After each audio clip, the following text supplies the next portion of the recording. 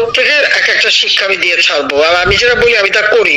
আওয়ামী লীগ সভানেত্রী শেখ হাসিনার নতুন আরও একটি অডিও রেকর্ড সামাজিক যোগাযোগ মাধ্যমে ছড়িয়ে পড়েছে। সেখানে অন্তর্বর্তীকালীন সরকারের প্রধান উপদেষ্টা ডক্টর মোহাম্মদ ইউনূস ও জামায়াতকে হুমকি দিতে শোনা গেছে।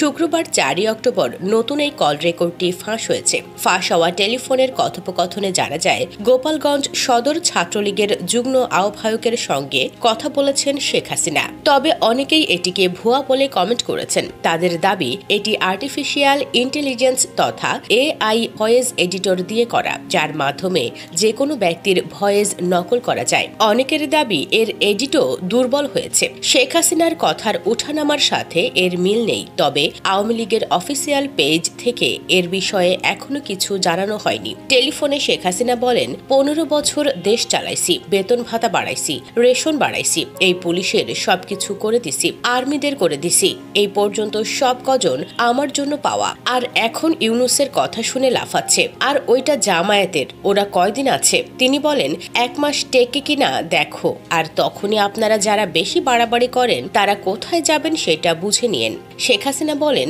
গত 2019-এ সরকারে এসেও আমি ওই সময় কাউকে কিছু বলিনি। আমি দেশের উন্নয়ন করেছি। আল্লাহ এরপরে যদি সুযোগ দেয়, তার আগে যারা আমার নেতাকর্মীদের গায়ে হাত দিছে, কোপায়ে কোপায়ে ছাত্রলীগের নেতাকর্মীদের মারতেছে, প্রত্যেকের এক একটা শিক্ষা আমি দিয়ে ছাড়ব। আর আমি যা বলি আমি তা করি।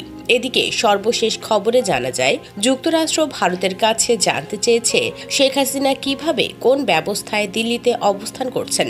জবাবে ভারত নাকি বলেছে, খুব স্বল্প সময়ের মধ্যেই মধ্যপ্রাচ্যের কোনো একটি দেশে তিনি চলে যাবেন। গত 5 আগস্ট প্রধানমন্ত্রীর পদ থেকে পদত্যাগ করে ছোট বোন শেখ রেহানাকে নিয়ে ভারতে পালিয়ে যান শেখ হাসিনা। বাংলাদেশের সামরিক বাহিনীর একটি বিমানে তিনি দিল্লির কাছে গাজিয়াবাদের হিন্দন বিমান ঘাঁটিতে অবতরণ করেন। এরপর থেকে তিনি কোথায় আছেন তা আর প্রকাশ পায়নি।